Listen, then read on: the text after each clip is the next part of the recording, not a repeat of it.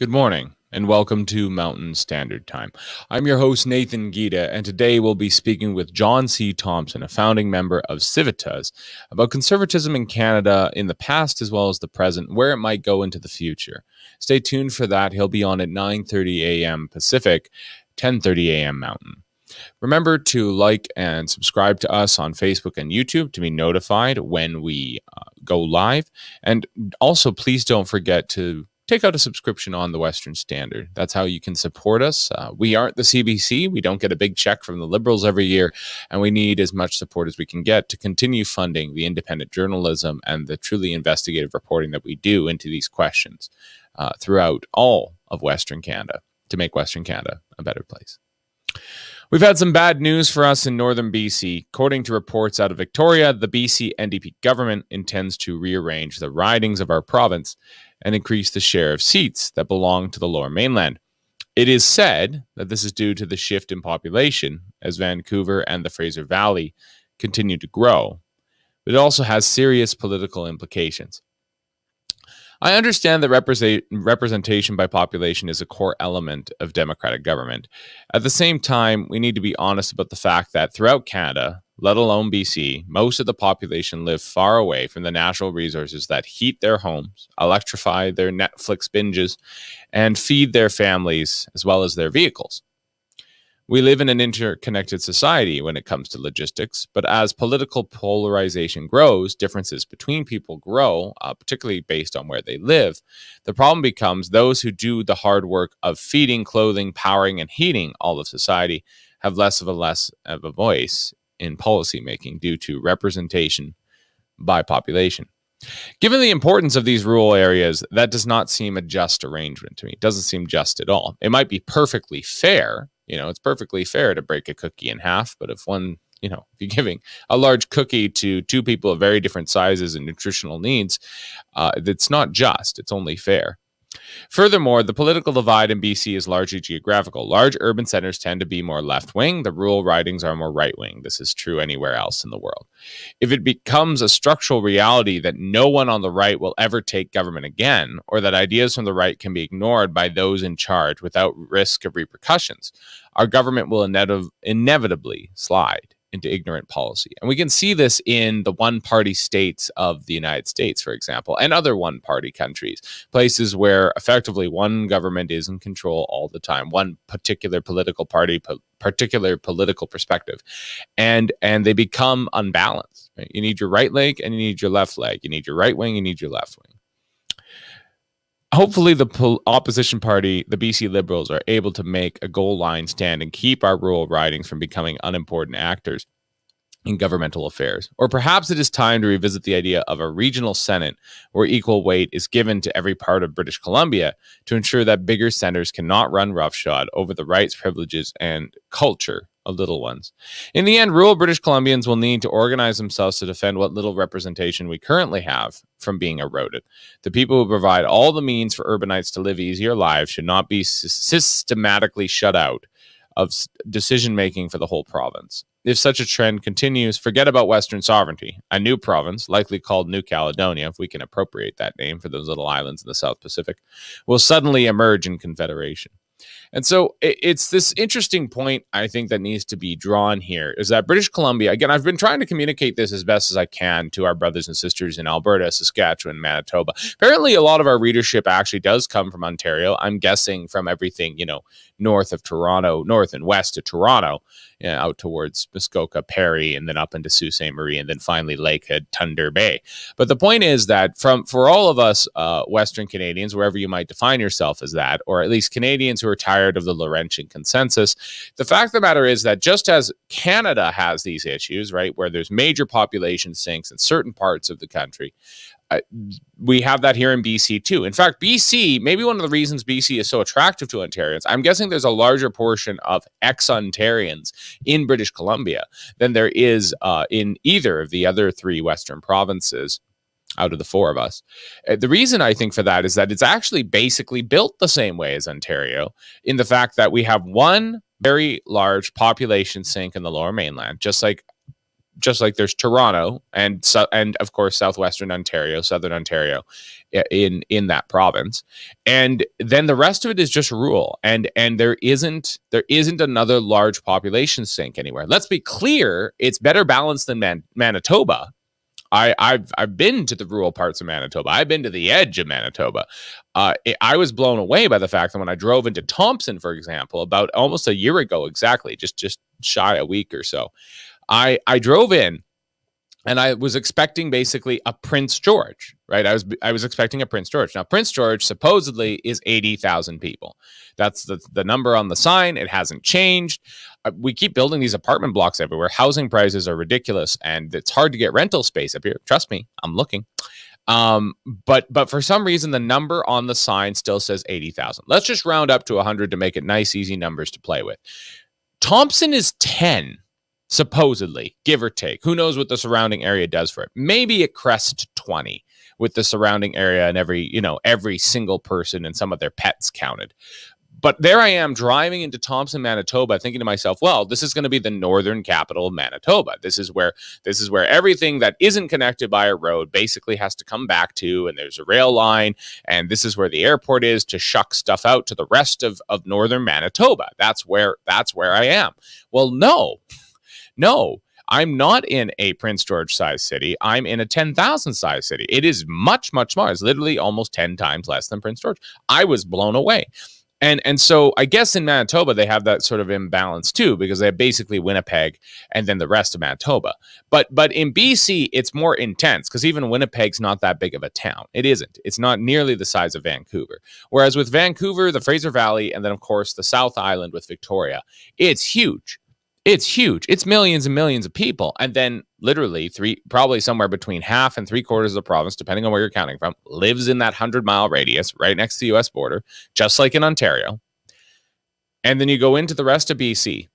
And of course, there's nothing, well, not nothing there. We're here, but it's far sparser. The population is far sparser, far further in between, and far fewer. And so I think that like Ontario, there's a struggle in BC where there isn't even a Calgary and an Edmonton, and there isn't even a Regina and a Saskatoon, right? There isn't even like a Red Deer or a Renfrew or there's a few other places throughout the prairies where like there's some other population that kind of draws some political power with it and helps that rural area get rolling.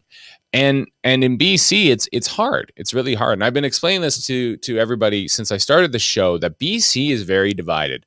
It's a very divided place. We have all these little river valleys. We're not like the prairies. We don't have just two big rivers just cruising along and then some big lakes at the end of them that just cruise along and everybody kind of gets a piece and everybody could be on. It could be connected through back to the fur trade and portage and even Highway 16 and Highway 1 or so the two junctures for the rail line. Like even there, like BC, it's just so divided geographically speaking. There's mountains in the way, man. There's mountains and valleys and rivers and all sorts of stuff in the way, including of course a coastline that's full of islands and then a very large island called Vancouver Island, which is not connected even today by any kind of land form of travel, unlike PEI. So it's just kind of nonsense. It's kind of nonsense. It's a lot. And so if BC actually goes down this road of taking out all these rural ridings in northern BC or lifting their protections and reappropriating them into southern BC, including increasing the seat count in general. So southern BC is already going up and they're actually taking from the northern part. There is going to be some consternation, to use a large word, but something we kind of hear from Westerns when we're watching those. There's going to be some people who are very, very upset, to put it politely. It doesn't, I can't imagine actually what kind of boiling over of emotion that would cause. We in Northern BC already don't feel like the South listens to us, right? We already don't think that people in Vancouver really listen to us or hear us or want to help us. We kind of rely on the suburban ridings in Vancouver the same way, again, at a federal level, the Tories kind of rely on those suburban ridings in Toronto. we rely on them to basically swing the vote so that we get a right-wing government in British Columbia. And let's be clear, the right-wing party in British Columbia is literally called the BC Liberals, which are like, man, there are a lot of parallels between BC and Ontario. I'm just seeing it now. Maybe that's why I call Ontario unterrible all the time, is that we know that we're actually too similar. This is sad. I don't like this realization. We're going to get into that another time. The point is that not unlike the Ontario kind of liberal situation before they went full woke and left-wing and insane, the BC Liberal Party is a kind of free market, right-of-center party, mostly centrist kind of ideas. Whereas, well, it's supposed to be. It was founded that way. My producer is grimacing at me. That's how it was supposed to be, and I am not defending the BC Liberal Party per se. I want to be very clear about that. But the point is that they between the suburban ridings of Abbotsford and Chilliwack and even Langley and that sort of thing, all the suburbs of, not suburbs of Vancouver, they are actually their own townships proper, but nonetheless, places on the outskirts of the GVRD, right, the Greater Vancouver Regional District, and their own municipalities, basically in the Fraser Valley, which also had population sinks, but happened to be, we call it the Bible Belt for a reason, so they happen to be more right-wing than left-wing. That, combined with the rest of the interior, is how you won government in BC as a right-wing party. Okay, that's how it works. Can't describe it for you in Alberta. Can't describe it for you in the rest of the West. I don't know how it works there. But I mean, at a federal level, just like how you need the suburbs in Toronto, at a provincial level in BC, you need the suburbs of Vancouver. Well, they lost the suburbs of Vancouver this last election. That's fine. People are allowed to vote however they want. And let's be clear, the Liberals ran a terrible campaign and their leader wasn't very inspiring and it was all nonsense. So that's fine. Like, they got punished at the polls as they rightly deserved. That's fine. I accept that. The issue is that now that the NDP are in charge, they're not being good sports about this. If they actually put this forward and they actually reappropriate the seats, they're effectively giving themselves a majority. Not unlike, again, if we want to use other analogies, the idea of the Democrats in the United States. They have been talking about making various territories into states, and I'm totally fine with the idea that certain places should go on to statehood. I don't think DC should be a state. That makes no sense. But Puerto Rico probably should become a state. Guam and the other sovereign U.S. territories that are inside of their milieu should probably start moving their way towards statehood. The point is, though, that, of course, the Democrats want to do all these things in order to stack those electoral votes to increase the blue state advantage to the point where they just have a perpetual majority of blue state votes, right? So the problem is that they're just stacking the deck for themselves. Now, all people in power do this, right wing and left wing, they do this. And people could argue that the last time that the electoral boundaries are being redrawn, I think that's actually referenced over here. If we look at one of the things we're bringing up here. Yep. So this is into Victoria News. We'll screen share this in a moment. We all deference to Victoria News for putting this up here. But we have the BC rural urban political divide could be getting wider in years to come. But the thing that we want to highlight here is that there was a protection put in place in 2014 that prevents reducing the number of seats, and there was also, of course, there was protections put in place in order to ensure that various seats wouldn't be eliminated just because their population wasn't up to snuff or their population wasn't the same as the Lower Mainland. So electoral boundary reviews take place every 6 years, led by a BC Supreme Court judge. Former Premier Gordon Callan initiated the protection of rural seats after a 2008 review recommended eliminating one seat in the Caribou-Thompson region and one in the north. So, and then just referencing a certain Mr. Rustad, who's right next door to us here. He's the MLA for Vanderhoof, just making the point that it would reduce it from, 6 seats from its current 10 seats, which is kind of dangerous. We have the North could have as few as 6 seats from its current 10. And that's dangerous. It's dangerous. And people can talk about overrepresentation all they want. But the fact of the matter is that who does the work that keeps everybody else warm and safe and fed? Who does it? Well, it's not the urbanites. I'm sorry. Like, I'm not trying to throw our urbanite brothers under the bus here. And the fact of the matter is that this is, of course, the Western, standard. We're here for all Western Canadians. I'm not here to just create division. The point that I would draw, though, is that we need to understand Northern BC deserves representation. And unless we are going to change things, right? Unless we are going to create, for example, a second cameral of government, right? A second tier of government, a second house of government, which is to say basically a provincial senate. I actually don't know why there are no provincial senates. I mean, all the states have a second house of government. We probably should, because if you look at just how diverse and crazy things are, when it comes to the different provinces in the West, like, let's think about that. Calgary kind of rules the roost in Alberta. So does Edmonton. I'm sure there are parts of Alberta that don't like Edmonton and Calgary and sometimes Red Deer telling them what to do. I think they would like to have their own say in what's going on. If you made a 12-person Senate or a 30-person Senate that was a second house of government, and you divide Alberta into 30 sections, and same with Saskatchewan, same as Manitoba, same as BC, if all those places had we had an actual bicameral system of government, right? Not unicameral, right? Which is just one, right? We all remember what a cam is on a car, right? Turns the crank. It gets turned by the crank to let in the air for the timing belt to allow for the engine to fire. Bicameral system is that both of them have to turn in order for something to happen. That's what we believe in parliamentary democracy at the federal level. And it's a wonder to me that we don't have it at all of our little parliaments at the legislature level. I don't understand why that was eliminated. It gives a huge amount of authority to the premier's office, huge amount of authority. It makes the legislature less effective. And then the bureaucracy is completely, I don't know if they're all out of control all the time, but the bureaucracy runs the show. So without a second house of government where there's kind of consultation and a sober second thought about things and going, you know what, we as the regional representative of all of, the Kootenays, which is the same as all of Vancouver Island, the same as the Lower Mainland, whatever, everybody gets 2 senators or something. I don't know. The point is that they stand up and they say, no, you know what, this is really bad policy for the North, and we don't agree with it, and we're going to veto it. And I think that needs to be there. I think we need that system. But there was just a post from our neighbor here, Mr. Rustad. We were going to screen share that, or at least read it out to you one way or the other.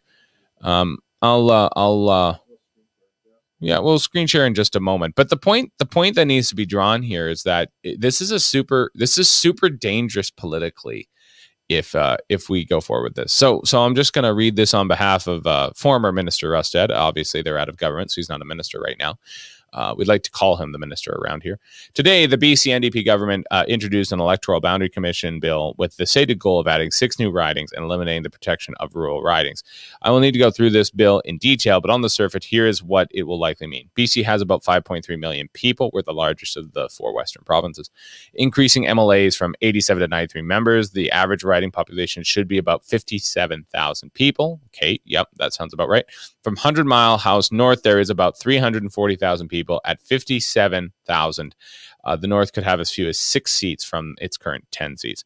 The Electoral Boundary Commission can still use the very special circumstances, but they will likely only use that for 2 or 3 ridings at most. The results will likely be a reduction in the North representation by 2 or 3 seats and 1 from the Kootenays. Combined with the added seats, the balance of electoral representation in BC will forever be changed, as the new seats and the reduced seats will be located in the Lower Mainland. You can influence this process, contact your representatives, send emails and letters to the Electoral Boundary Commission, et cetera, et cetera, et cetera. I endorse that fully. I'm sure that there's plenty of places where me and Mr. Rustad could disagree. And of course, I just, had some things to say about the BC Liberals, and who doesn't?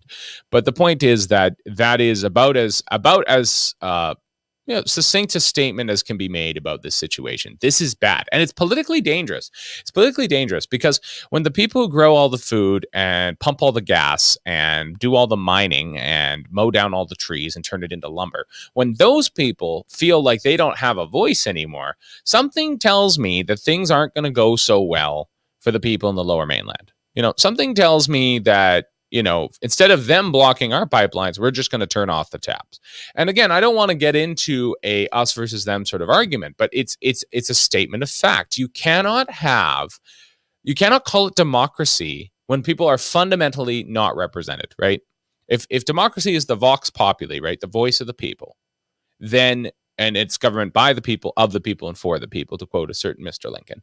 The fact of the matter is that you need proper representation. But this has always been the tension in democracy. Do you do it by fairness or do you do it by justice? This has always been a tension inside of political realities.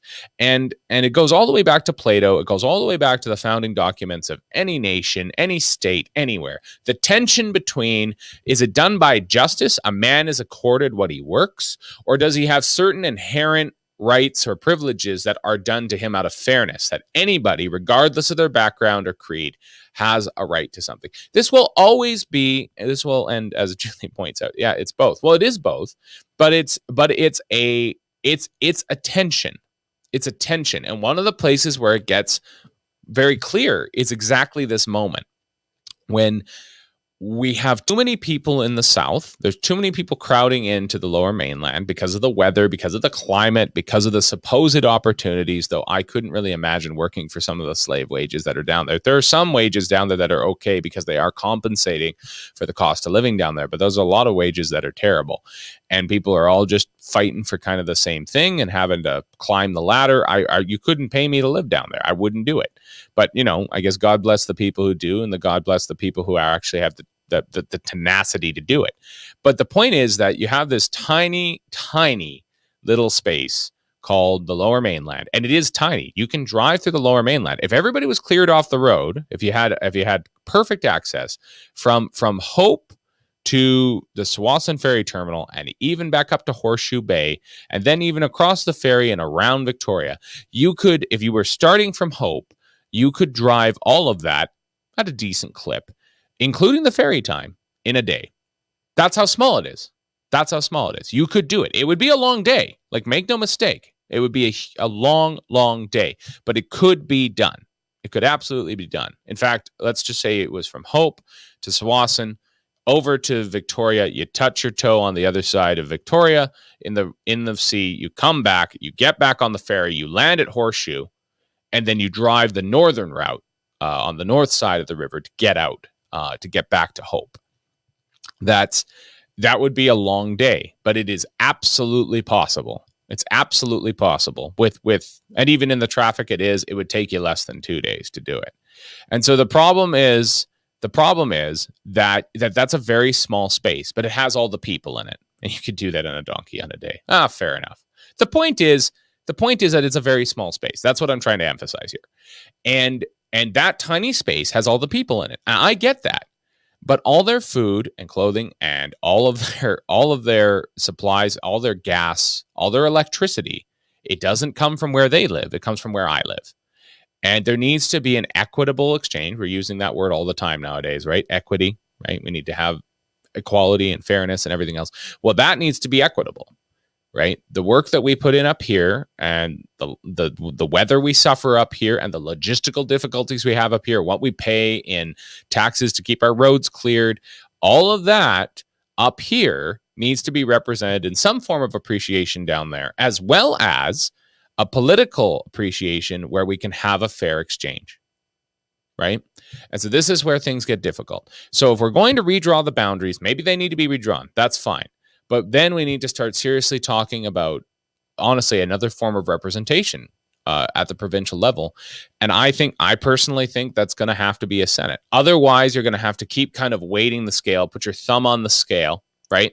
And have the rural ridings always kind of protected and always somewhat over-representing the people there. But it's a balance. It's an exchange. It is just. It's not fair, but it is just. Because the people in the rural ridings do hold the balance, not of power in population, but they hold the balance of responsibility when it comes to the production of power, the production of all the needs and necessities of modern life.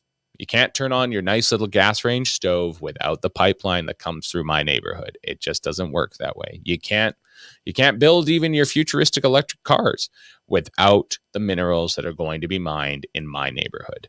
That's reality. And ironically, there's a kind of reverse onus here. So The Lower Mainland always went on and on and on about how they were scared of the pipeline when it came to Northern Gateway, and like the leaks and everything else. And then, of course, Christy Clark had her 5 conditions, blah, blah, blah, blah, blah. What I would try to emphasize here is that why is this any different when it comes to a sort of political issue? Right? Why is this? Why can't it be the same sort of attitude taken on a political issue? Look, we're really scared of this, not this pipeline, but these new lines, these new political lines that are going to amalgamate our ridings and make our representation less. And so we have these conditions. There needs to be these things addressed before you change these things. And this is our neighborhood. This is our backyard. And this is our political future we're talking about. And it is not fair that I don't care how many people live down there. I don't care. I don't.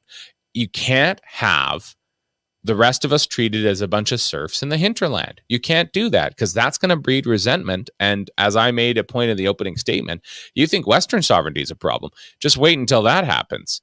Northern BC will do something politically. It will do its best to isolate Vancouver. And that'll go real bad, because we don't need British Columbians at each other's throat. That wouldn't be good. And we don't need people fighting over this. It's very logical. We need some kind of equitable arrangement where Northern British Columbians, who are of all stripes, by the way, yes, they might, as a general rule, lean more right-wing, but what they actually lean is just more libertarian. They're just less involved with their local. They're less involved with the idea of there being so much to do, so much to be, so much life in their community side of things, in the sense of like a civics, right? Like, I'm part of this great thing called Vancouver. I'm part of this great thing called, Surrey. And that's fine. That's fine. I don't have a problem with people doing that. But up north here, a lot of us do just get on our quads and ride to the bush. And it's a different kind of community ethics, a little bit different. It is a bit more like freeholders coming together instead of, renters of condos and that sort of thing, joining together and doing something. There are different kind of stances. This isn't to denigrate that other stance. But the point that I'm trying to drive home here, just before we bring on John, is that ultimately British Columbia isn't going to survive as a political entity if you have a lack of representation in Northern British Columbia. People are gonna they're going to lose their minds. That's not going to happen. And I don't know if that means that Alberta will finally get a coastline because all of Northern BC finally rebels and just joins Alberta. I don't know about that. That sounds a bit steep. But certainly, if we feel any more alienated than we already do, it's not going to work out well. We're going to bring on John C. Thompson right now, of course, a founding member of Civitas, and he is here to tell us about conservatism as it stands today, in the past, and in the future, and just what he's been up to in the meanwhile. Welcome to the program, John. Thank you for inviting me. Absolutely. Well, it was Stuart who put us in contact with each other. Stuart's been very helpful in finding me blue chip guests such as yourself. And I appreciate the email you sent me earlier about who else I should be bringing on the show. That'd be great. Again, we always want invitations, both from our guests and from our viewers, about who should be on the show. And that's always very helpful. But John, thank you for coming on. And why don't you just tell us a little bit about your background and what Civitas was?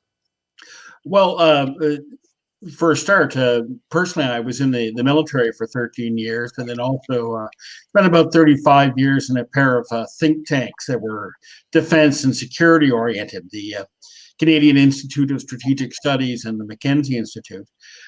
Civitas really, it's not something that generally talk about. It's an annual event that has been suspended for a couple of years, but it's sort of where a number of conservatives come together and talk off the record for a weekend or so. And I've been involved with that more or less since it started. More or less since it started. So off the record, why did it need to be off the record? What was exactly the issue there? Was it just able to better think through what they needed to do, or was it because with a camera in their face, suddenly they reverted to talking points instead of philosophy? Well, actually, it was like freedom of expression and freedom of thought. For 2 days, anything was on the table, anything could be discussed, and things weren't always smooth. I mean, there are issues that conservatives will disagree with quite vehemently about, but at the same time, it's a good chance to sort of come out with a common policy. And Sometimes, we were linked very, very closely with political parties. Other times, we were way off in the wilderness. Some of that issue in and of itself, like Canada isn't famous for its think tanks in the way that the States are. I know that there's a couple of think tanks in Canada that if you reference them, like people know what they are immediately. But even somebody who's politically informed by like myself, like even the Mackenzie Institute, I had heard of it, but I had heard of it like as an echo being shouted from, a little ways away. I didn't know much about it. I'm hoping to learn more about it while you're on the show with us today. But why do you think that is in Canada? Why don't we have the same kind of intellectual rigor around these issues that they do in the United States? Well, I think we run into two problems that are inimical to being Canadian. And the first is the problem we have on just about everything. Is that, we are a very thin, spread out population in a 6,000 kilometer arc that's about 200 kilometers wide. I mean, we don't do anything simply. We can't. That's just the physics of our country. The other thing, of course, though, is related to the physics is that since the national railways were built, we can't do much without government financing, and Canadians have got in the habit of expecting government to take care of things. So that independent intellectual life in Canada is very, very much suspended, and it's always been that way. We have some of it inside of our kind of the population sinks we do have, but more like even the universities we have. So there's clearly at some of the universities, there's definitely discussions that go on around certain policy, certain ideas. The Calgary School, for example, is very clearly at the forefront of some right-wing economic policy, or certainly free market economic policy. And of course, most of the universities are left-wing in their political dispensation. But nonetheless, like, you'd think that at least there you would have something, but even there, I think the closest we get, honestly, in BC is they kind of seem to have some kind of repository of people to think about stuff at UBC. And then the next time I hear that somebody's thinking about anything, it's out of maybe Toronto, maybe Montreal, and every now and again something comes out of Dalhousie, because Dalhousie's got a decent law school and that sort of thing. So it doesn't seem to be between Calgary, Vancouver, Toronto, Montreal, and at some point Nova Scotia, I guess. It doesn't. There isn't, again, that, like, even the universities don't seem to be putting out as hard as they could the ideas that they could, or the policies that they'd recommend. Well, the universities have also fallen down with the job, but if you look at the number of think tanks that are in the country, that exist now, they're very few and far between. Of the sort that were on the original American model. The Fraser Institute has got an international reputation. That's one. On the other hand, the NDP has got the Pembina Institute, which it survives on government funding. You got the Macdonald-Laurier Institute, which is a brilliant and bold experiment to sort of combine conservative and liberal perspectives, or classical liberal perspectives, in Ottawa, and not much else. And what you also have are the institutions that used to exist, but for the last 40 years, postmodernist thought has infected all of them. So they're few and far between. The other problem, and this is something I can speak to a lot more immediately, was that it's very hard to get funding for any sort of think tank out of Canadians generally. We are not that charitable. And if you were doing anything that was of any sort of worth at all, people kept thinking, well, if what you're doing is so useful, why isn't government funding you? And of course, if you do get government funding, and this was the case with the Canadian Institute of Strategic Studies, after a while, they start dictating what you find. With the Mackenzie Institute, when I was running it, we were very, very narrowly funded. I was performing small miracles on a regular basis, trying to make sure that we had a very outsized influence on a very narrow shoestring. My successor turned to government sources broke the rule that had been originally set up that we never rely on public funding, and it doesn't exist anymore. Or it's maybe once in a while they get a check and make some remark and no one's ever heard of them. A shell of its former self. Yeah, indeed, and that's the perennial problem, because we also have a society that's got a very strong civil service, and if you were saying something they don't like, the check comes late, so you really can't be independent. It's an ongoing difficulty inside of Canada, a kind of bizarre thing. It seems like Canada was built in various, again, dispensations, right? There was our founding. They built the railroad. They managed to keep building stuff until basically Mackenzie gets in. Mackenzie manages to build things, and then eventually we get into a more restrictive stance. We build the social welfare state, which puts kind of bureaucrats everywhere.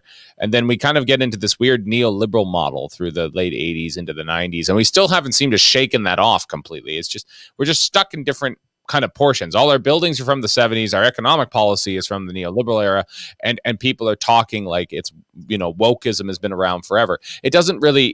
Canada is very much a hodgepodge of all sorts of things. If it is a mosaic, it's not exactly the most beautifully built one.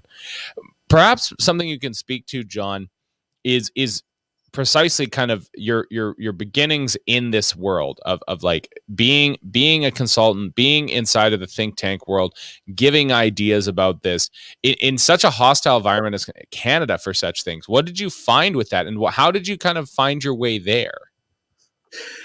In some ways, it was sort of by error. When I was a junior officer on a military exercise, I was running a night patrol. We were dressed as Soviet troops, and I stole a brigadier general's map from his headquarters.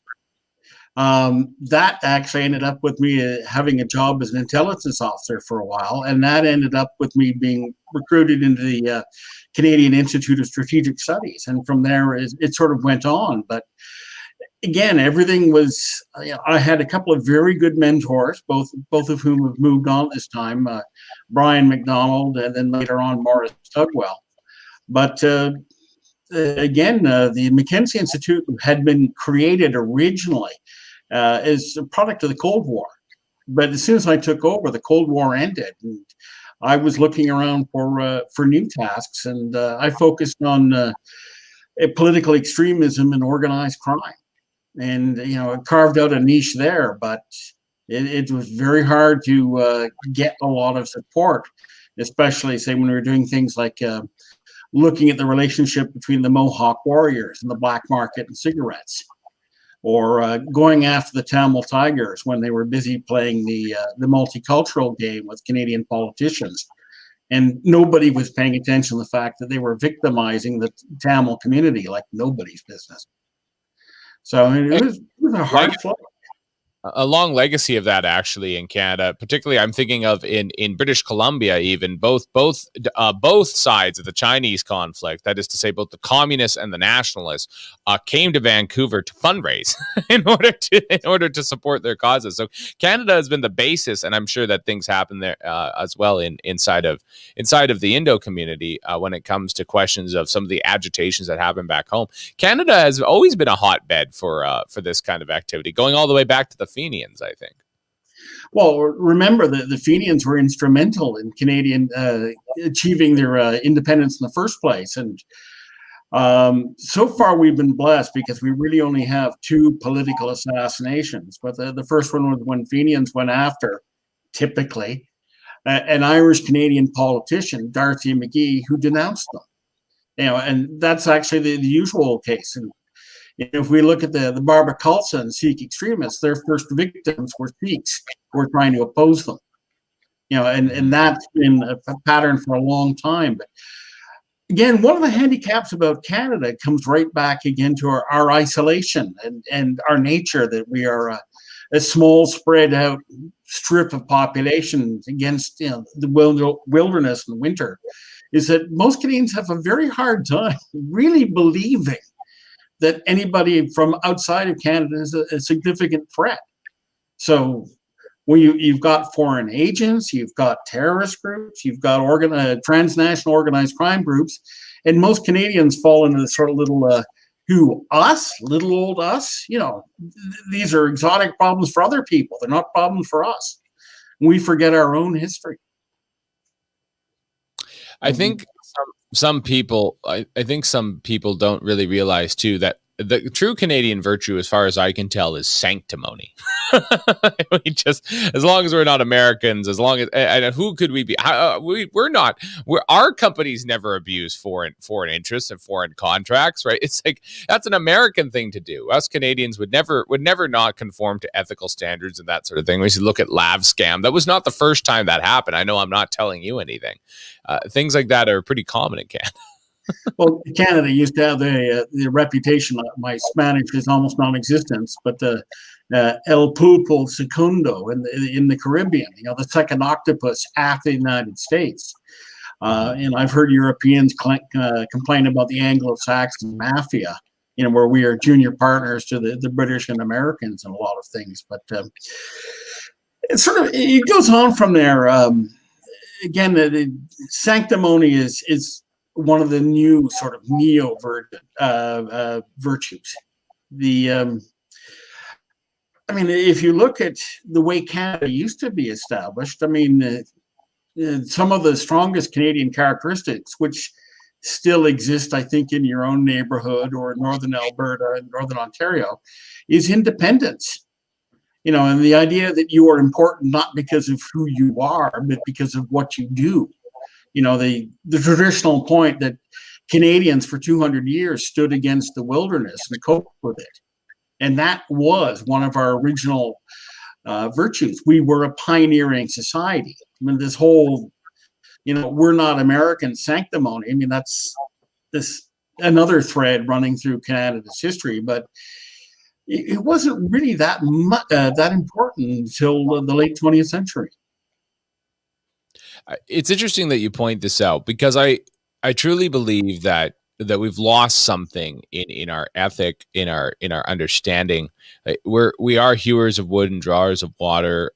We don't need what they have on it, not to throw the Americans out of the bus completely, but they have that poem tacked on to their beautiful Statue of Liberty. Give us your weak, you're tired, you're poor. I always thought that Robert Service's spell of the Yukon was much more appropriate, or the law of the Yukon. It's like, give me not your weak, you're tired, you're poor, them I crush under my feet. Canada's a tough place, and it's a tough place for tough people. What happened to that toughness? What happened to our ability to overcome the elements and build logistics that are the envy of the world? We just don't seem to build anything anymore. Well, we lost that myth somewhere. Personally, I think actually in a very weird way, we probably lost it in 1982 when Stan Rogers died in an aircraft fire. If you may remember the folk singer, but if you've ever listened to the Northwest Passage, that was probably the last song we ever produced that really touched a large part of Canadian history and a large part of our founding culture and the drive behind us. How many other songs do you know that mention Ben Franklin and David Thompson and David Kelso and all the rest? And we've lost that. We have a heavily urbanized culture, especially in the Laurentide Triangle that has been carefully defined. They've lost touch with Canada. They don't come out in their youth anymore and explore the wilderness the way that was once expected of most Canadians. Is there a way to facilitate a rebirth of that? And is that maybe a way to link the whole question of think tanks, which in a sense, I'm not saying the think tanks don't tell us anything rational, but they are trying to shape a narrative. So they're trying to help us understand our myth, right? Our mythos about ourselves. And so is there a place there where we need the right kind of cultural implementation happening so that our culture shifts and that people politically start to move back towards a place of independence? It was one of the stranger things I wrote, because with all the essays and reports and everything else I've done over the years, I've occasionally written stuff for my own pleasure. But in one case, I actually wrote an essay, sort of a short story about, just for fun, but about having a strange bear experience, and began with an introduction. Said that there's three things. It's a theory I've always had. Any country on earth, you look at three experiences or three things that are unique to that country, and if you've gone through all three, you can only belong to that country. In Canada, they are one, that you have learned to appreciate something about winter. Don't have to love winter, but there has to be something you look forward to. Pierre Burton made the remark that a Canadian is someone who knows how to make love in a canoe. But I think, again, and really in Canada, maybe not. But you've probably got to have given it some thought at some time and then realize it's probably safer to go to your tent and the air mattresses there. But the third thing is you have to have an experience with a bear.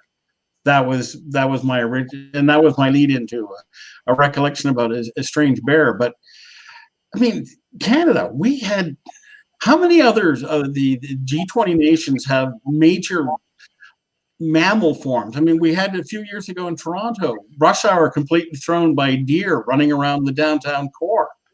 If you look out of the windows in Ottawa and look north into the Gatineau Hills, I mean, moose and bear are up there and everything else. The wilderness hangs over us, and it really should define us, and more of us need to experience it frequently. And that actually, and also, of course, not run south in the winter, but face the winter and tackle it head on. And that actually reconnects us with a lot of the Canadian identity that we've lost. And it turns us back into the country that we've always been in some respects, even with the First Nations, and the first European encounters they had. That's something that's not generally remembered. But how did Samuel Champlain make it through his first winter in Nova Scotia? The Micmac came out and taught him how to avoid scurvy. Samuel Hearne exploring the Northwest Territories, and he starts to, winter with the First Nations on Great Slave Lake. And, he's impatient once winter sets in to resume his explorations. And the chief says, I can't send you out. I wouldn't have anyone said that I'd sent strangers out to die alone in the wilderness. And Hearne says, well, I got to go. I'm an explorer. I have to continue. And the chief says, okay, I'll send some men with you. And Hearne goes, well, I thought you said they'd die. And the chief goes, yeah, they would. But I wouldn't have anyone say that I sent, a guest out to die alone in the wilderness. I mean, that is part woven right into the bone of our country, and we forget it.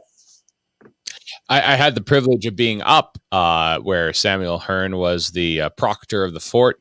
I was up in Churchill, Manitoba last year. I'd been there once before. I was working up there during the whole COVID experience.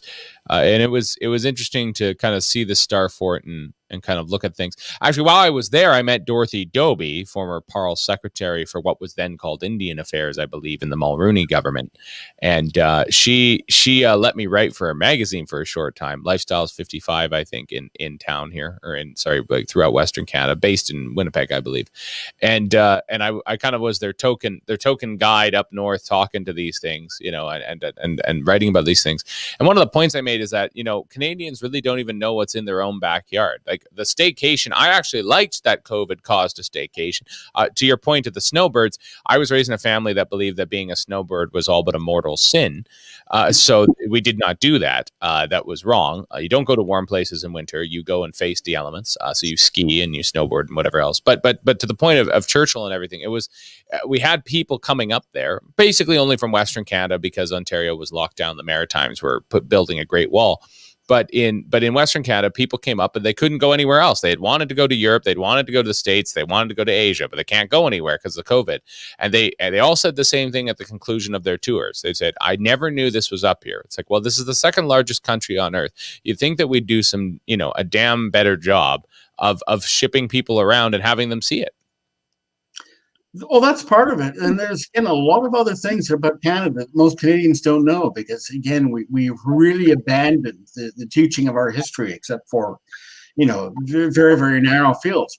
For example, if you ask most Canadians, what is the founding document of Canada, they'll talk about the British North America Act. Have you read the surrender agreement for Montreal from 1761? Most I people have. haven't. No, you have? No, I have not.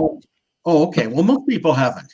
But that's where, when the French were on their way out and, the British signed a treaty with them for the formal negotiation of the surrender of Montreal and the end of French Canada.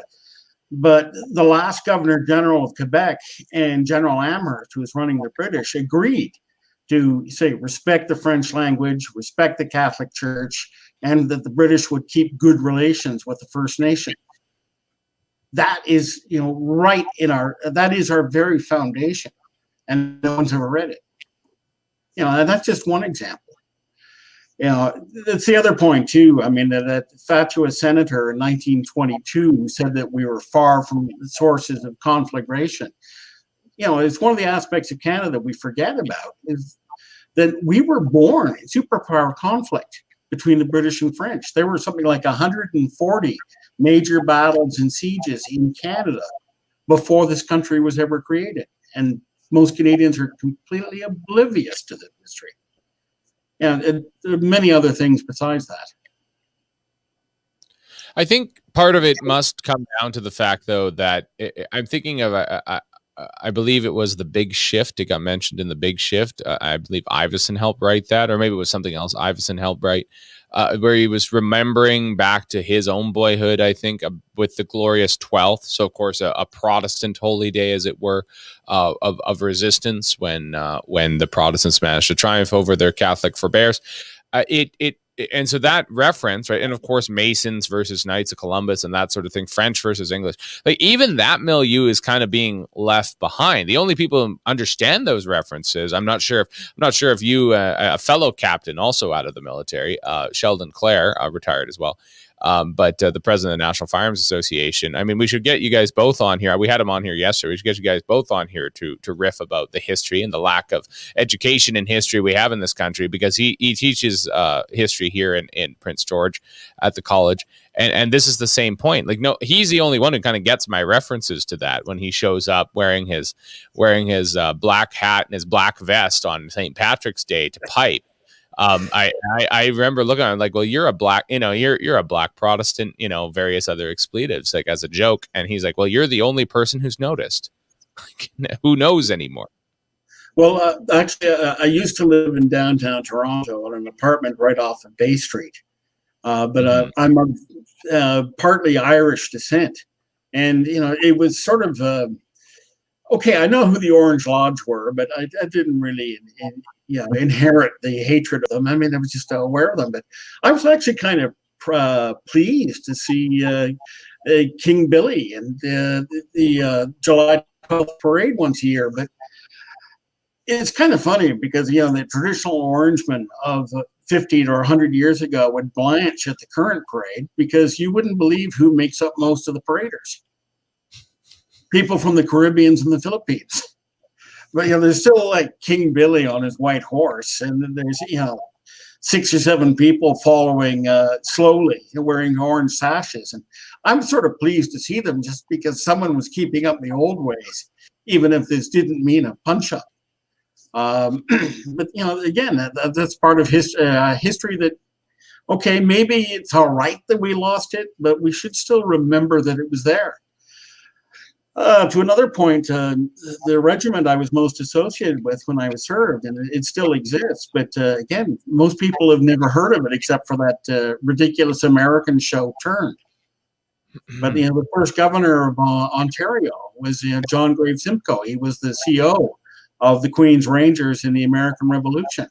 Here we have a regiment from 1756, the first regiment raised by the British in North America, which came north because it fought for the crown in the American Revolution. And that's, again, a part of Canadian history that's completely overlooked. Some of the Quebec regiments have apparently trace their ancestry to the colonial militia that the French had. And again, ancient traditions long overlooked and forgotten. And they're precious. They're worth remembering. It sounds to me like we have an education problem.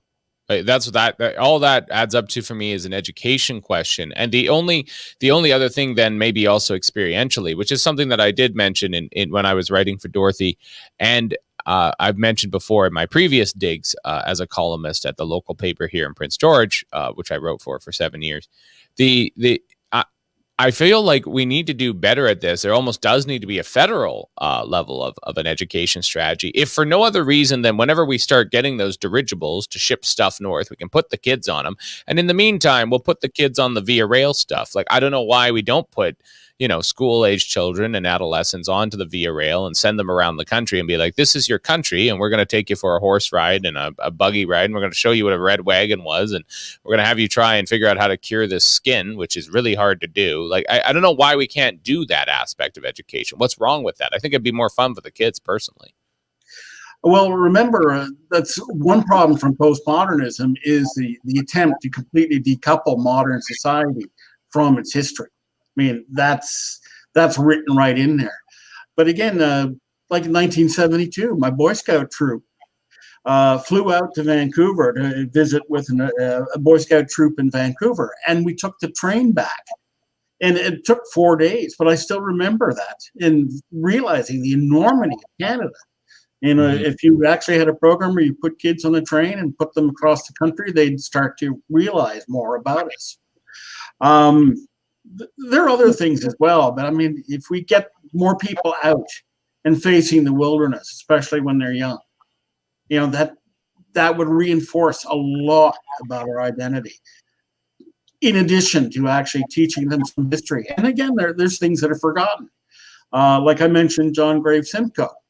Remember, under his rule, under his leadership, Upper Canada, Ontario, became the first jurisdiction in the British Empire to ban slavery. The whole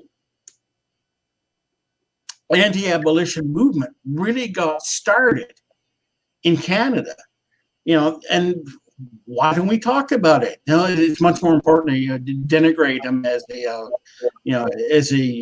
white entitled person and therefore forget about everything he did.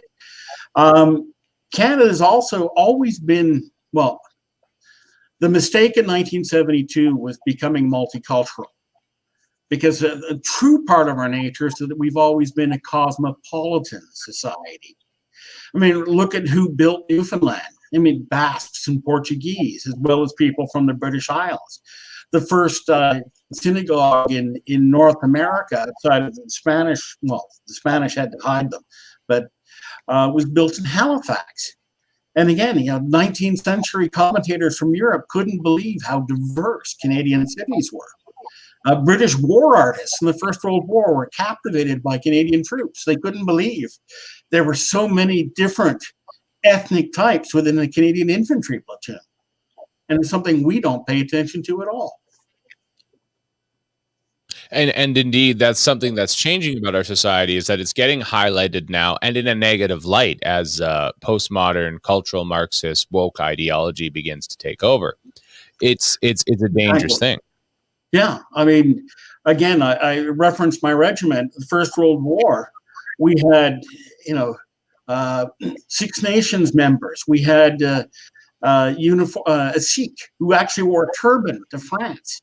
We had all these other people in, a Canadian infantry battalion that went to fight in the First World War. It wasn't all lost. And that's, again, another major part of our history that's lost. We've always been not a multicultural people, but a cosmopolitan people. And that's a greater strength. That's actually one of the things that we really should look at, is that the 1972 Multicultural Act chose the wrong word. And a lot stemmed from that. I agree. I wish we still built the Haviland here. At least we got the Otter going up again in Viking Air down in Victoria, but the Twin Otter, that is. But we used to build things in this country. We used to be proud of our heritage. It's a shame. It's a real shame. Yeah. Well, we can do it again. Maybe we have to start to remember that it's time to stop letting China manufacture so much stuff for us and claw some of it back. Yeah, I believe that is entirely possible, that national economic strategy. Let's talk a little bit about what then was the Harper government trying to do on this count. during the Harper era, there was talk of redefining Canada. I think they even thought about building their own Statue of Liberty. I believe she was called Mother Canada, and her arms were going to be outstretched, and she was going to be built in Nova Scotia. Nobody even talks about that anymore.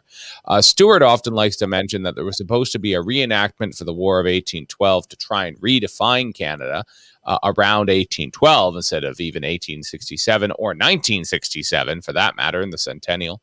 I don't know if Harper was ever going to bring back the ensign. I would have loved to bring back the ensign. I have one in my room. I love it very much. But in any case, something to redefine the country, something to bring it back to its roots. What happened under the Harper government? Why didn't it occur? Well, I mean, there's only so much. And remember, Harper won, 2 elections, but minority governments with the Liberals and the NDP running interference as much as possible. And he had finally the one majority, and then that was it. He was toppled in 2015.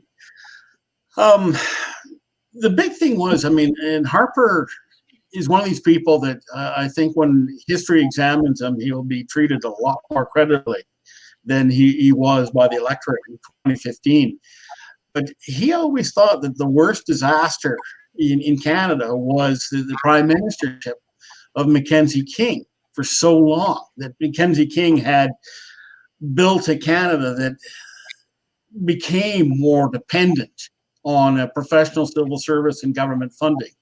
And he'd often talked about wanting to undo that. The other point, I remember Harper, I attended a lecture of his in the mid-1990s, and he pointed out, and this was even before he got back into political life, that the more Canada matured, the more our regional identities firmed up. And this was some of the truth that we'd have to face in the coming years. He understood a lot more than most people give him credit for.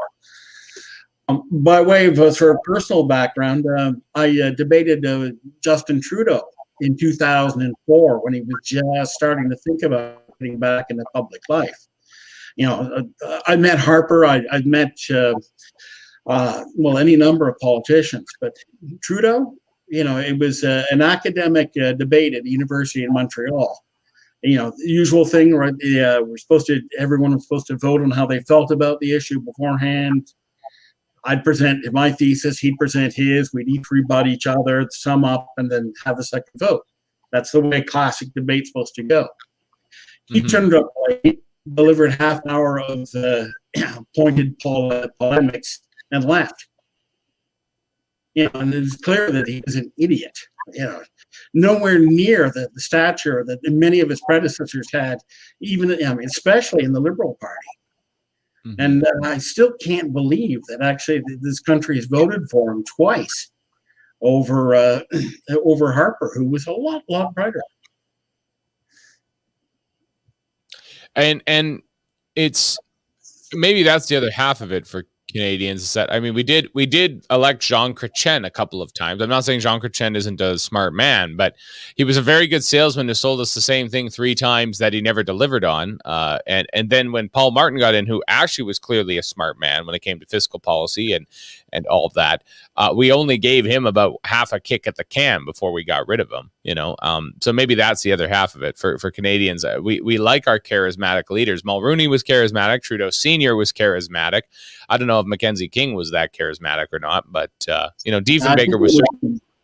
He was the opposite of charismatic. He was a quiet, gray Canadian, unless you're looking at his personal habits, which were hidden at the time. Running seances in the prime minister's office and collecting ruins and so on and so forth.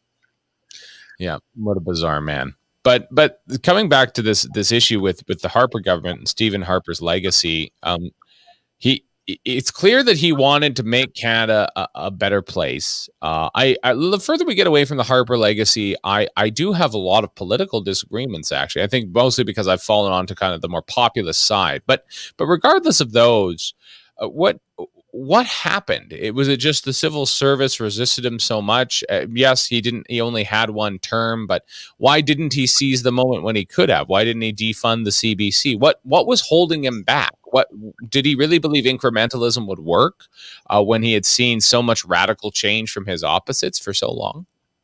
Well, I think the key problem was there's just so much time and so much attention. I mean, even nobody has unlimited powers. And Harper did a lot of stuff that was quite revolutionary. I mean, remember that, for example, most Canadians don't pay attention to how the armed forces acquires equipment, but it's a model that's one of the worst in the world. Because again, we have so many politicians involved and regional issues and everything else, and so to say like get something new, it involves a 20-year debate to actually decide how we're going to buy it, pay for it, and where it's going to be built in the country. But remember, Harper had agreed that the Canadians would be fighting in Kandahar, and suddenly there were equipment problems. And it was one of the occasions where Harper suddenly, was listening to what the armed forces was saying. We needed new artillery, we needed new tanks, we needed helicopters, stuff that we got rid of under Pratchett, and we needed it in a hurry. And he cut through all the red tape in NDHQ, said, get out there, Leopard 2 tanks, buy them, off the shelf, doesn't matter. We lent out our Chinook we sold our Chinook helicopters and leased them back because we needed them for Afghanistan. And again, that was one of the examples where Harper was moving very quickly. But other cases, I mean, there was a lot of resistance. Remember, the Supreme Court and a lot of the civil servants were fighting very hard against them. If you recall the recollection I remember of some staffers for some of the cabinet ministers was that they had to constantly be in the office. If they didn't have, the cabinet, the minister and some of his staffers, say on a Sunday afternoon, they'd notice the civil servants coming in to suddenly issue all sorts of releases and programs and new regulations that weren't supervised. I mean, the Harper government was in a fight with the strongly liberal civil service, and they had to watch them like hawks. So that's, I think, another part of the situation. I think this time the civil service has finally sort of woken up and smelled what how bad things can be. And, because again, Trudeau is nowhere near as professional as any of his predecessors were. Well, they really wanted to win, so they put the pretty face in front, and they needed to get from third to first, and they made all the promises they could, and they've managed to kind of rely on that natural governing status to kind of cruise along. One of the things that maybe I could get your read on is this now the situation with COVID? So again, it's in America, this is an ongoing debate amongst the think tank groups, right? Various consultants are brought in. Cato has its take on it. So does the Heritage Foundation. So does the Hoover Institute. I personally watch probably mostly the Hoover Institute. That's where if I have my American hat on, that's where my political alignments kind of fall, with Victor Davis Hanson in the gang. And so the issue becomes, though, that at least this is being debated in the United States, and there's various jurisdictions doing different things in the United States. Florida is basically totally open. South Dakota never locked down. And then there's other states that have tried other things, and they've had mixed results down to terrible, terrible excesses like New York and California. In Canada, we're actually all, it appears, to be under basically the same system, except the Maritimes, and there's now a consistent fight between provincial health officers who are ruling with no accountability whatsoever, and their premiers who are cowed before them, and everything is just there. Like, where's that counter debate? Where is it, except in alternative media like this? Where is a think tank or somebody else coming in and saying, no, I, with this intellectual background, can actually tell you that there are some problems here, and let's have a discussion? Well, we made sure that counterbalance doesn't exist. I mean, look at the media. I mean, most of the big media has been suborned, especially by the Liberals, because, they've been failing for 30, 40 years. But right now, they're all on federal government financing. And they don't, or they very, very seldom challenge the way the Liberals operate. Again, most of the independent think tanks and policy centers and everything else have been strangled. I think the other point is that we've been engaged in a constant national game of yes minister for the last 50 years, and most of our politicians, especially at the provincial level, aren't that well briefed. And then again, some of them are conditioned in some strange ways. I remember talking in 1999. We had the major ice storm in Quebec and Ontario, and things were lost. That you had the power off for 3 weeks in February, which is a horrific situation. And I remember talking to Janet Ecker, who used to be a cabinet minister with a couple of key portfolios in the Harris government, and say, why aren't we prepared? We have these emergency preparedness people, and they put a lot of thought in their work. Why didn't we have these materials? And she actually gave a very candid and very pointed remarks that if I was to spend $1 million on emergency preparedness, I'd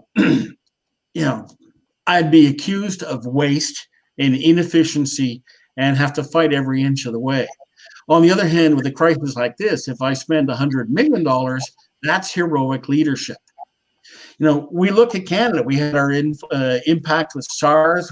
We had, going back even before then, we have had many, many epidemics in Canada up until 1920. But we knew what the drills were. We had all sorts of plans and contingency.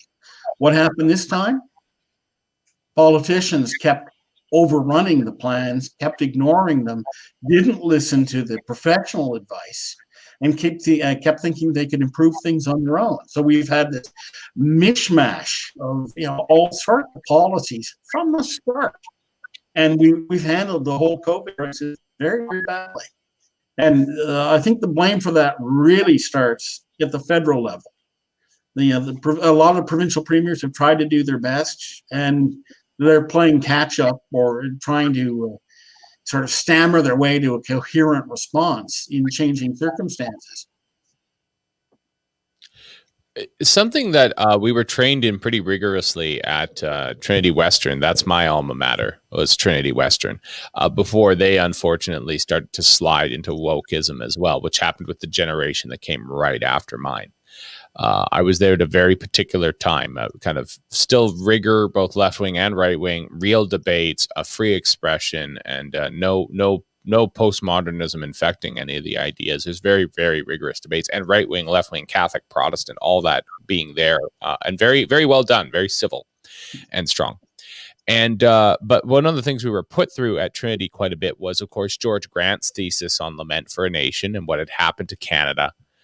And also the idea of technocracy, the idea that technology and justice, again mentioned by George Grant, but technocracy in general had kind of infected Canada, infected the West in general, but that there was this problem of the tail wagging the dog, that we had a system that was basically running us. We had ways of doing and being that were no longer human ways. They were now kind of inherently technocratic, inherently imminent. They had their own inertia, and we had to run for the hamster wheel, not the hamster wheel for us. And so maybe that's part of it when it comes to COVID, is that even up until a few minutes ago, but now in combination with political correctness, maybe even SARS, we could kind of get away with it the way it was because, people were still, they didn't feel divided at some kind of base level around their very identity. But now that we have identitarian politics, we have alternative forms of news, there's a consensus media and a non-consensus media, there's still that intellectual vacuum that we've just been discussing about the lack of think tanks in this country. What is going on here? Like, what with COVID, I think that in many respects the inmates are running the asylum, and nobody trusts them. They don't trust them as leaders anymore. And I don't know if there's a way to get out of that. And I don't know if anyone will ever trust their leaders again after this incompetency. In some respects, I think actually what happened is a perfect storm. There were a number of trends that built together over a period of time. I mean, we talk about postmodernism and how it slowly expanded. A little while ago, you were remembering Christopher Lasch, I think, in his book, The Revolt of the Elites and the Betrayal of Democracy. Um, who read John Ralston Saul's Voltaire's Bastards, on the dictatorship of reason in the West? It was a coffee table book for a lot of people because, the husband of the governor general had written it. But I read it, and suddenly realized there was a technocratic elite that was growing stronger and stronger and developing more. At the same time, I used to do a lot of media commentary. I did something like 9,000 interviews in 30 years. So I had a front row seat from the mid 80s to about 2015 of the Canadian media, and it was in steady decline. I used to have to be frightened of some of the people that interviewed me when I was younger in the 1980s, because you really had to be prepared for an interview. By 2015, you had somebody who was working on 6 stories a day. All they had time for was he said, she said, and they stick a microphone in your face and run off and do the next story. And they didn't have any more depth. But one of the other interesting points was the internet. If you remember the Kosovo bombings in 1999, I kind of rejoiced in one development, because you had a number of Serbs who were trying to run against Milosevic, and Milosevic had an old-fashioned propaganda machine. He owned the newspapers, he owned the televisions, he owned the radios. He controlled almost all the information that came through to Serbs. He didn't control the internet. And because of that, old-fashioned propaganda had to be a total system where you had complete control over all sorts of information. And with the internet, it was no longer possible. And if you remember, in the 1990s, the internet was bringing on a new birth of freedom, a complete wide open, safe frontier. What I forgot about was the ability of people to propagandize themselves. And the internet made that possible. So, because 10 years later, you've got all sorts of, weirdness going on, and totalitarian governments like the Russians and the Chinese playing to the new disunity. You can't sell an idea through every angle anymore, but you can disrupt somebody else's idea, and the internet is really great for that. So you had all these things coming together at once, and then you had the COVID crisis. The COVID crisis is a perfect storm, and we're not weathering it very well at all. No, we're not. I must admit that a year and a bit ago, when it all began, I always gave up politics for Lent, so I had to be careful what I was saying up until basically Eastertide. But when Easter came, I started to kind of weigh into this, and I did argue from a kind of right-wing populist perspective that maybe this was an opportunity for things to change for the better, I would hope. Whether we had, finally talk about some things around universal basic income, or, trying to roll the child benefit and welfare and everything else into a single kind of payment, and not have tons and tons and tons of different government departments doing the same thing. For that matter, I made the point that for those of us who enjoy the road and aren't trying to drive dangerously, we're just trying to enjoy the fact that we have 8 cylinders. It was nice not having any cops on the road. That was wonderful. It turns out the Motor Vehicle Act was mostly harassment, because there was no increase in deaths, not significantly so, when there were no cops on the road for those 2, 3, 4 weeks. But the bigger thing is that, to your point, it is a perfect storm. And instead of that perfect storm adding to some kind of renewal, this has been my kind of observation ever since, basically since the start of this show, over the last couple of weeks here, just about 2 months now. It has been that the 21st century, what makes the 21st century different than the previous centuries and even modern history, is that the crises don't make things better. So 2001, we have the September 11th attacks. That doesn't result in terrorism being solved forever, or some kind of great rebuilding of Western strength versus certainly agitation by other powers. Instead, we're all still shuffling through airports without our shoes on. And the same thing is true of 2008. 2008 didn't create a better fundamental financial system. We're 10 years out from it. Well, 13 now, but we're more than 10 years out, almost 15 years out. And our interest rates are at the rate that they were in the States to cause the last crisis. So that we didn't learn our lesson there. And then finally with COVID, it's the same thing. I mean, the Chicago fire, the Great London fire, these made changes. But is COVID going to make a positive change? Is it going to invert the system? Is it going to reset the table so that those who had been previously disadvantaged are going to be more advantaged this time around? I don't think so. I think there's been a big wealth transfer, and I think Canada has especially been more punitive than some other jurisdictions to small businesses. I don't think we're weathering it well. I think it's almost the understatement of the year. It is almost actively persecuting and denigrating the least of these, and those who are better off are doing much better. Well, one observation, because I'm fascinated by history. I read a lot of it. There's a lot of things I've seen for myself, but humans have a great ability to fall back in the ruts. It took, for example, 6 months after 9/11 before, the American left started to behave in its old fashioned. And then again, everyone else fell back into the ruts as they often do. The ability for us to reinvent ourselves or to come up with a new dynamics, if we interpret what has gone on under COVID, that's going to be crushed. The people will be instead clinging to what they knew, even though the economy and society is handicapped in many ways by this epidemic. And there'll be the strong desire for an appearance of normality, which is to say what people remember, and they will go right back to it. But on the other hand, I mean, there are signs of a reinvention. I mean, you're starting to see now, even American liberals are realizing that, cancel culture and the woke are insane. I mean, there is a point about postmodernism. I mean, the Trump presidency was, in some respects, I mean, Trump wasn't a postmodernist, or he wasn't deliberately. I don't ever think he thought that far.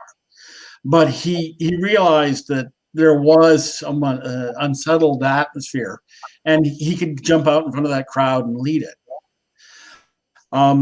I think that's the other point, is that if you look at really weird ideologies historically, they all fail. After a while, they collapse. Postmodernism and everything that's fallen from it is going to come apart in the next 10 years. Some of the examples, you look at, my favorite moment, the French Revolution. Robespierre is finally, he's outflanked every other party that's come along, sent them all to the guillotine, and he's running things. And now he can reorchestrate and rebuild France his way. I mean, he's so excited he probably had to change his underpants every half hour.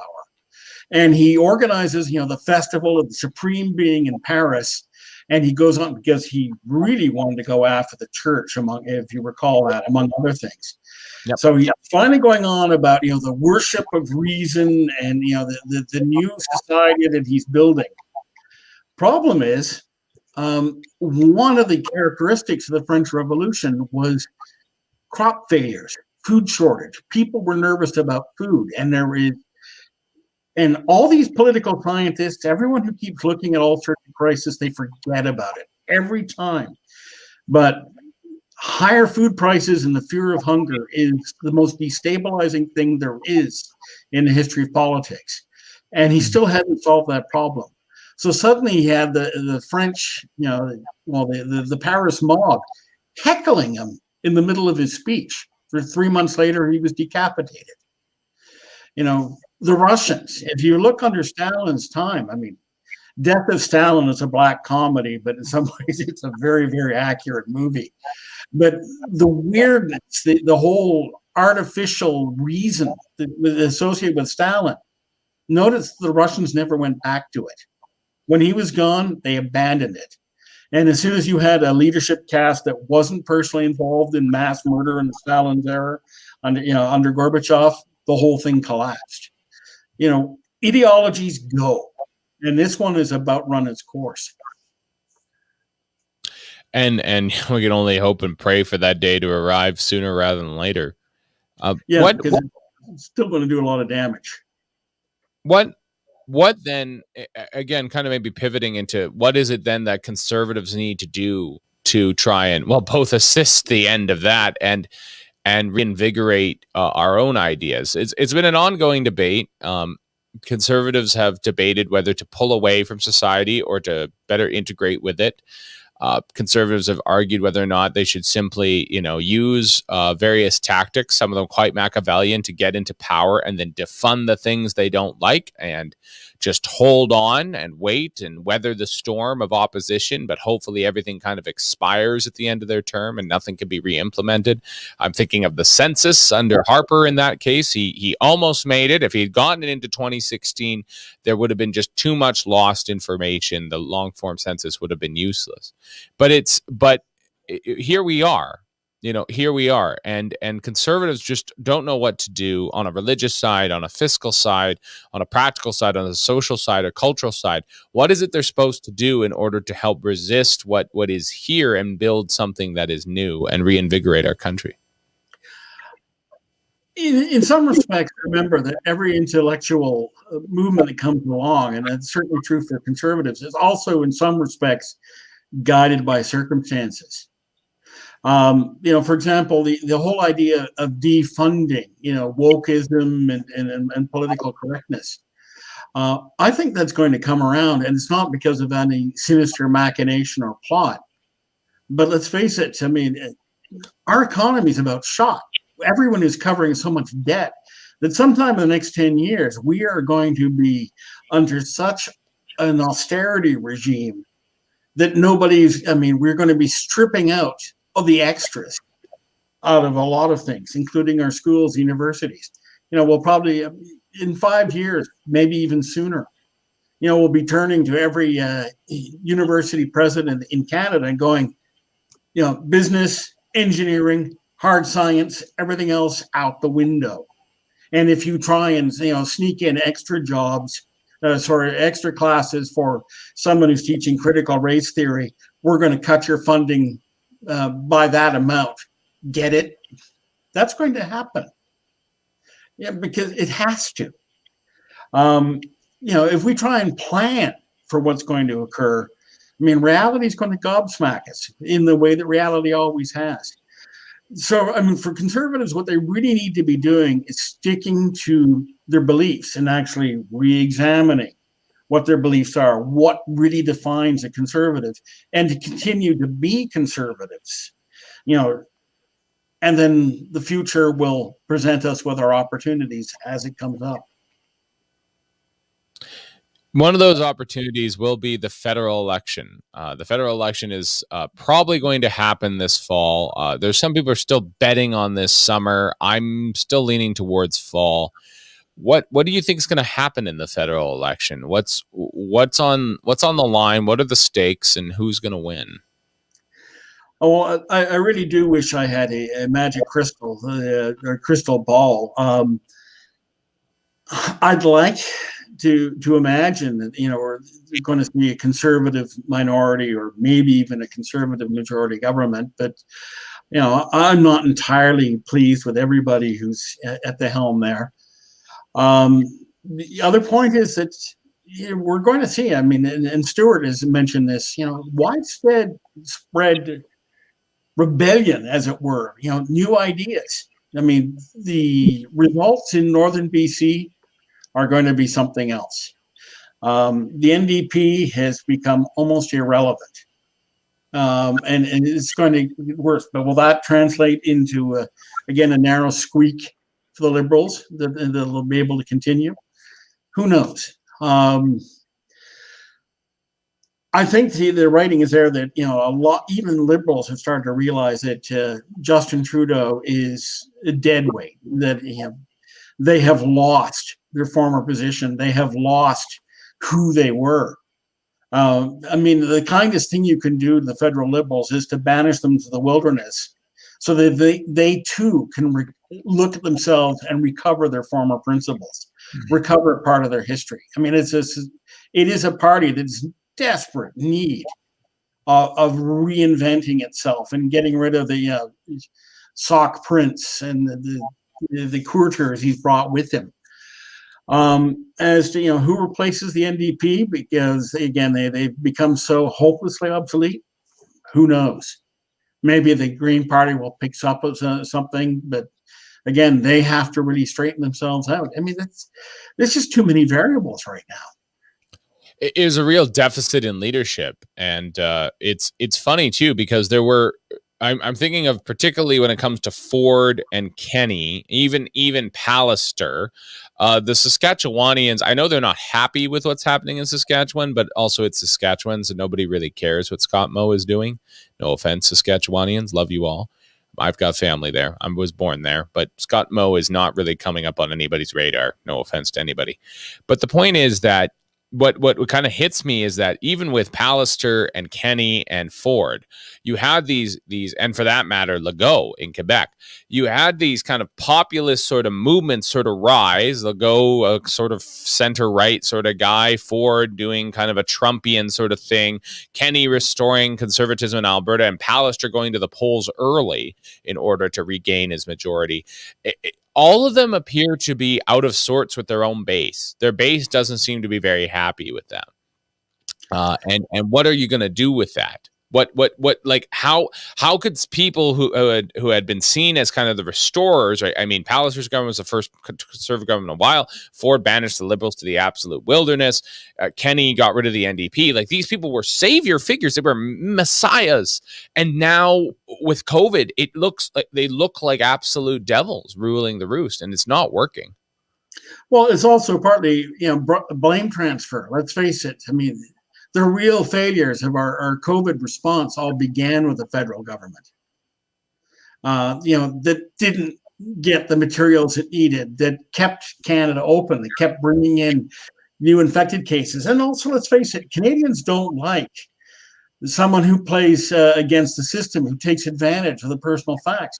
I mean, Trudeau appears to have left the country twice in the last 6 months, for a vacation in the sunny south, and then quietly come back in on a government jet, and almost no one pays attention. But that's out there. That's documented. And that's the sort of thing that Canadians might really react against. I think actually, the more I think about it, though, there is one point. The Liberals are not a national party.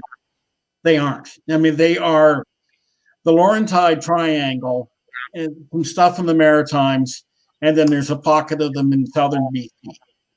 They've been shut out of the rest of the country. The only national party we really have is the Conservatives. That is the only party that's got a presence from coast to coast, except it's, again, locked out of the major cities and is everywhere else. So there is that, at least. But yeah, so many of the conservative provincial leaders have been hit badly in the crisis. I mean, Kenny has been trying to weather an impossible situation. Legault, same thing. I've got my brother's family south of Montreal. I've got my oldest nephew's wife is a doctor, and his youngest nephew is a nurse who's become COVID positive. I get it from them, a position of what it's like in the front line, and they're being a little smart. It's not the failure of the Legault. It's the result was the failure of Quebecois to take the threat seriously. In Alberta, we've just got too many weird ideologies around that are reacting to things and bubbling up. And I don't know if Kenny can actually recapture the authority he used to have. But problem is, again, the internet. There's just you got some weird idea, and pretty soon you have a following.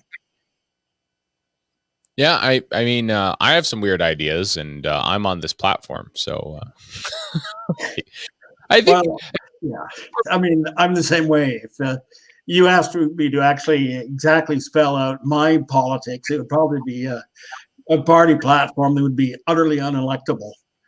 Yeah, I mean, mine too. Mine too, which is why I just, when people ask me what I am or where I'm at with things, I'm like, I'm just waiting for Duplessis to come back. That's where I draw my political lines. I'm an ultramontane, and that was better. It was better than what we have now, anyways.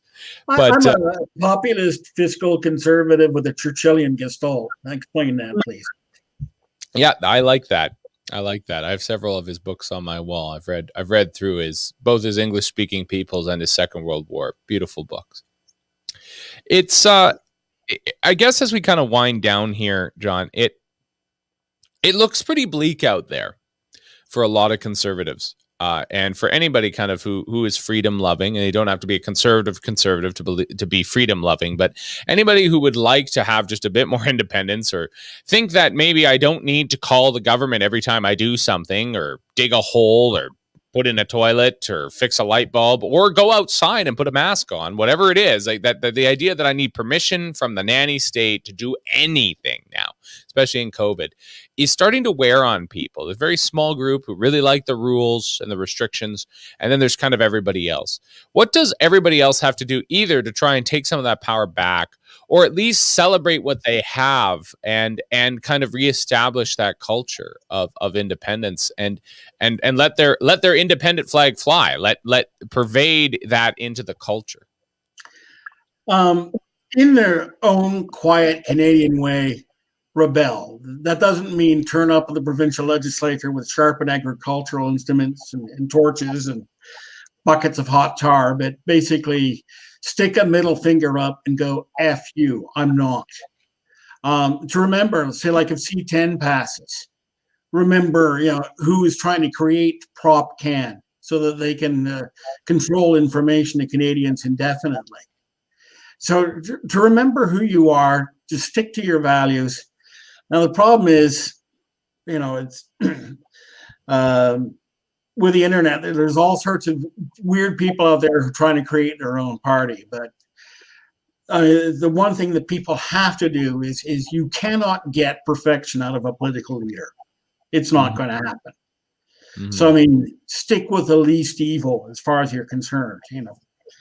Go with whoever you think is more likely to do a good job for you. And right now, that looks like the Conservatives.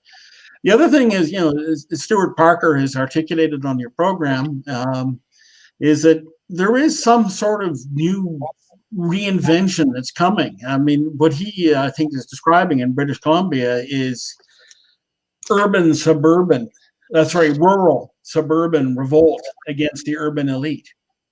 And again, may see that in large parts of the country. Now, that tends to normally translate into votes for Conservatives. And I think we're more likely to see that. But again, who knows? You may have some new party that actually, as Stuart talked about, has a fusion of all sorts of beliefs come bubbling up. But that won't come overnight. And an election this year, it's too late for it to appear now. I remember with the Reform Party, it was basically an association until they got to 100,000 members, and then they sprung it on everybody that they were going to become a political party now. And most people kind of stopped for a moment and were like, well, I'm okay with this. Is that the only method left to kind of not trick people, but invite them into a discussion and bring them into a club? And eventually one day they realize that there's a uniform and a flag and a little book that explains what they believe, and off they go to march on Ottawa in popular nonviolent form. Well, time was, I was a reformer. Yeah, except I was a reformer in Ontario, desperate. Remember, the West wants in, and then Ontario reformers were basically talking to Calgary, going, "We want in. We want what you have." And, the rest is some degree of political history. But we'll muddle through somehow. Our opposition will be known. The idea of some sort of fascist, or and when I mean fascist, left wing, just as likely, is in fact more likely than right wing. Appearance in Canada? No. At heart, most of us are too independent for that. Most of us, at some level, can't really stand being told what to do or to think. And the Liberals have forgotten that. Hmm. Um, and hopefully everyone else will remember. But Canadians have, I mean, it's one aspect of our politics in the last 40 years. Look at the number of people who've actually voted. Very few do. But if the public wakes up, if they're doing the Canadian equivalent of turning up with sharp agricultural instruments and torches, they might start voting again, and the results will be quite revolutionary. They really could be. One of the fun things I got to do almost a year ago exactly now, I was already up in Churchill. I was only getting to send in a column maybe once. I tried to do once a week, but I was very busy up there. So it really turned into about once every 2 weeks. Sometimes it got as low as once a month. But I remember turning in this column and thinking I didn't think it would get published, but it got published. Though I was dismissed right after the January riots of this year. So it's funny that this prediction kind of correlated. I wrote for Canada Day, this kind of sort of in the mode of G.K. Chesterton, in a sort of fantastical sort of imagination of Canadians marching on Ottawa non-violently, but seizing their members of parliament and dragging them all to parliament as we drag the speaker now, but dragging them all in that same kind of spirit, or compelling them to come and just forcing them to do their jobs, just forcing them to actually lead the country. And I think kind of the line from there was, people who have a right to their rulers, and elected people who elect their rulers have a right to elected representation. And that, I think, has been kind of the most damning thing through COVID. I understand people are doing Zoom meetings and everything else, but in the end, I mean, the people's house is the people's house. And I think it feels like there's just been a complete abdication of leadership, provincially, federally, and even municipally. People feel leaderless. They feel completely lost, and they don't like the narratives that are coming out from their leaders. They don't believe them anymore. It is a huge vacuum, and people are very frustrated. On the other hand, I mean, Pierre Polvin, I've never pronounced his last name, but the the Conservatives have some stars in Parliament, where the Liberal bench has failed to entrance anybody. I mean, there are leaders out there, but I'm sort of fondly remembering. If you remember your history of the Roman Republic, what was the original title for the senators? Oh, no, Conscript fathers. That's right. Yeah. Yeah. In other words, they weren't sitting there as entitled as they were in the late Roman Republic, or complete drones as they were in the Empire. In the early Roman Republic, they were people who basically went, it's your turn, get there, start voting, start working now. If you look at the history of ancient Athens, that conscription of people for office, for politics, was again quite common. And that aspect hasn't really gone far away. The classic Canadian that I referred to originally, it was again very egalitarian and didn't like anyone presenting airs and attitudes towards him. And that part of it is still there. And again, we respect people who show what they can do. Trudeau is prime minister because of who his father was. But again, he's browning off a lot of Canadians because he's not doing the job. I don't think there's ever been anyone as much of an absentee prime minister as he has been. And that aspect of Canadians is still there. It'll reassert itself. We'll be looking again for quality people at some point, very, very soon. And that'll be a hard test. Can you do the job? Are you capable? This is also one of the secrets that it's not generally understood about Harper. But remember, he had to be dragooned into re-entering political life. There was an effort actually to conscript him in the late 1990s as both the leader of the alliance, and then to go on from there. And that's actually one of the things I liked about him most, was he didn't have much ego. He still didn't at the very end of it all. But I mean, the thing that was quite remarkable was he wasn't offering himself as a leader. He was being arm twisted into it. And it may come up, when someone finally writes a definitive biography about him. Mm-hmm. Maybe that's also the not him, but somebody else is the ultimate prime minister we really want. Is one who's actually dragooned into the job and doesn't actually want it. And you talked about Chesterton. I think my favorite novelist is Terry Pratchett. I'm not sure if you're familiar with him. But if you look at one of the constant themes in a Terry Pratchett novel is that power is best given to those who don't want to exercise it. And that's the ideal we should be looking for. Yes, our own Cincinnatus. Someone will lay it down after it's been given. Hopefully we learn to do that before it's too late. This is true. Well, yeah, and the Order of Cincinnati is still very much a going concern in the United States. It's probably one of the reasons why things have been, their military hasn't got too involved in politics.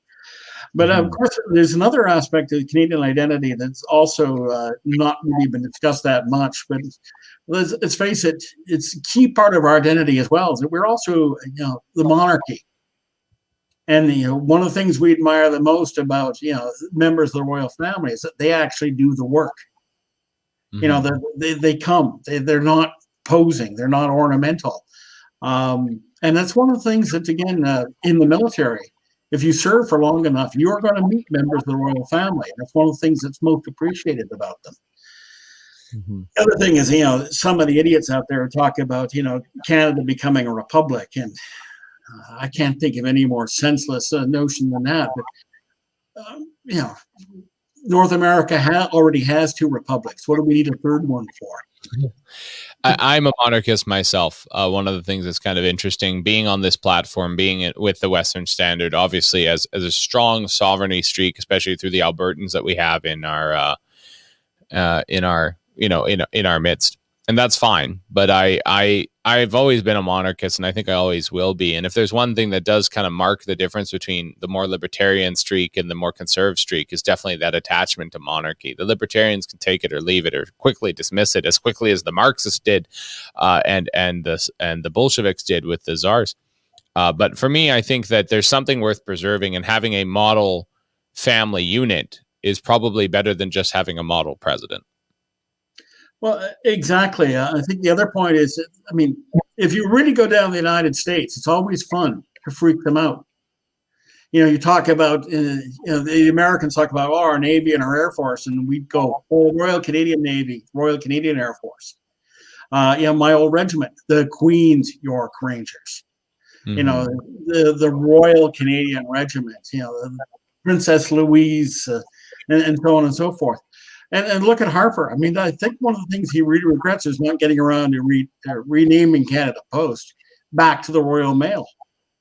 He probably would have, I think, if he had time to do that. But it's to remember some of these connections, because they do make us very, very distinct.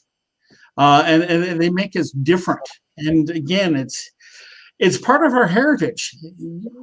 God knows the number of First Nations that like to consider that they actually have a special relationship with the British Crown and treasure it, because God knows they can't trust Ottawa, and they're not that keen on our provincial government either. No. So that's another part of our heritage that, again, we discard at our peril. And we've got to actually keep that going. Although God knows what will happen again when the Queen goes, but anyway, there's been weak monarchs before. There has been. We're currently living with a weak dolphin. So, what are we going to do? Thank you so much for coming on today, John. You've brightened my spirits. You've helped me believe that there is hope out there, even in this bleak time.